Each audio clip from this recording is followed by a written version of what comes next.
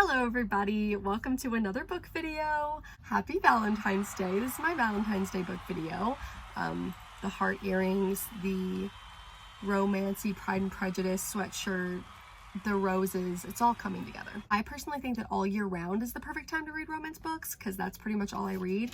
But you almost have to read a romance book around Valentine's Day, you know?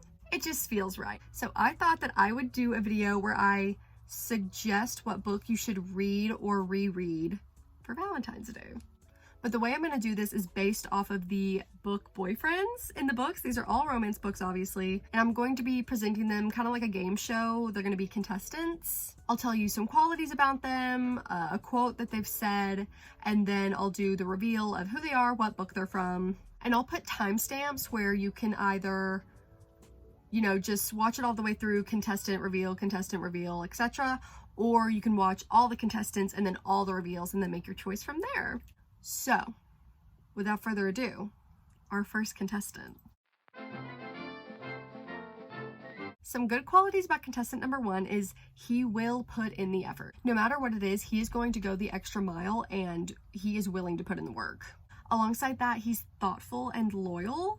He is going to notice the things you say or your favorite things. He's going to store that in the back of his mind and use that for later. And he's loyal, so whoever the other person is in the relationship, that's it for him. He's also very emotionally intelligent. He is aware of his emotions and what they mean and how they affect things, and also the person he's with's emotions. A quote from him is, "Whenever you're sad, I want to hear why. I want to know what you're feeling all the time so I can share those feelings with you."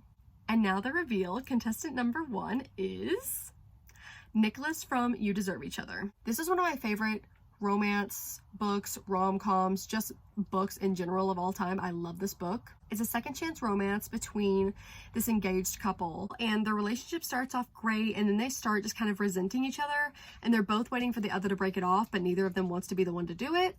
And so it's about them just fighting and trying to find their way back to each other, and it's so cute.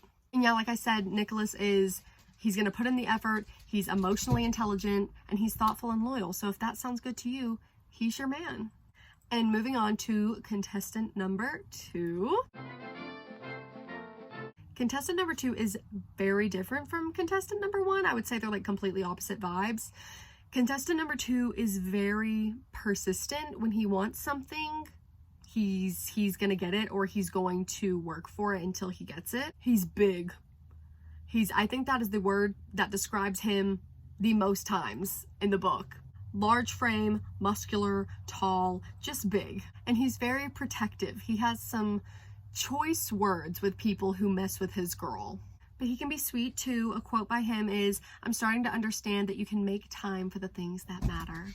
And the reveal, contestant number 2 is Aiden from The Wall of Winnipeg. The Wall of Winnipeg is about this girl who is an assistant to one of the biggest football players in the league. Biggest, most famous, most highly paid, most talented, but also he's just large. She says it about 1,000,000 times. He's a big dude. She literally in the book calls him big guy. But yeah, she finally gets enough of this job. She wants to do something else and she quits, and he comes back begging for her to come back, but also to do something a little crazy. I'm not going to spoil it, but yeah, super cute. It's a slow burn. And if you like the sound of Aiden, then you need to read The Wall of Winnipeg. Okay, contestant number 3. Contestant number 3 is so witty, and it will make sense why he's so witty when I tell you the book. He's super witty, super good banter. He is a pessimist, a self-proclaimed pessimist, but he's secretly a hopeless romantic. He has hopeless romantic, pining tendencies. And he will support and help the person he's with in their personal life and their work life. A quote from him is, "I've never met someone who is so perfectly my favorite person." And all of this probably sounds familiar because you've probably already read this book because it's amazing, but if not and you're intrigued, it is Gus from Beach Read by Emily Henry. We all know Emily Henry is top tier banter. In Beach Read, it's these 2 writers, and they're living next door in these beach houses, and they have a little bit of a past together, and they're both working through a lot of issues, but Gus helps January in her personal life and in her work life. They actually help each other write. So yeah, Gus, Beach Read. Contestant number 4. This will probably be a reread for most people. You'll probably hear this description and be able to know who it is, but contestant number 4 is shy, and he's not shy in like the normal way. You wouldn't think he's shy, but if you get to know him a little bit, you will understand that he's shy. He has a competitive edge, but he's not like cutthroat, like it's just like fun for him.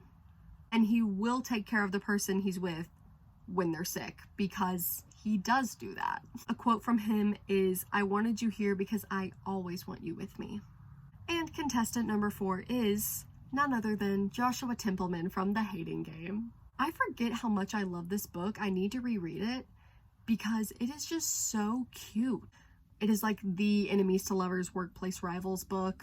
And it's about Joshua and Lucy. They are both the heads of this publishing company, but it's 2 publishing companies that smash together, and they are both like the go-to person for both the bosses.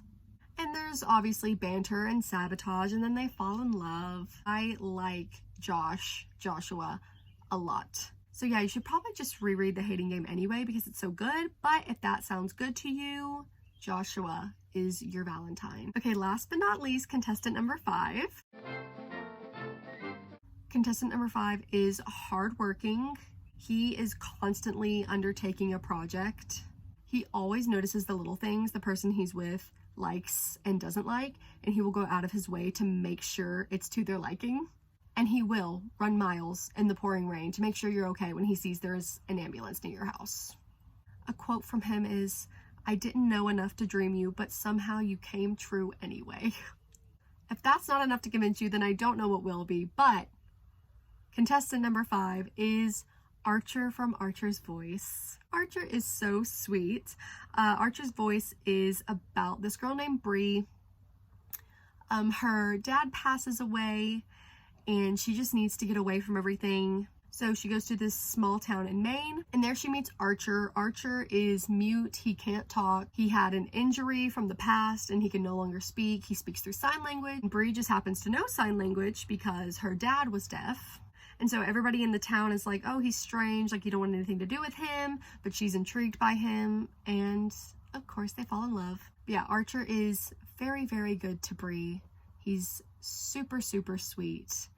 And if you like his qualities, you should read Archer's Voice. Okay, I hope I could help you find your Valentine's Day read or just your next romance read based off the book Boyfriend. I'm glad I could play Matchmaker on this little game show. Let me know down below which guy sounds most intriguing to you or what your favorite book is out of all of these. Other than that, have a happy Valentine's Day, show love to those around you, and I'll see you in my next video. Bye!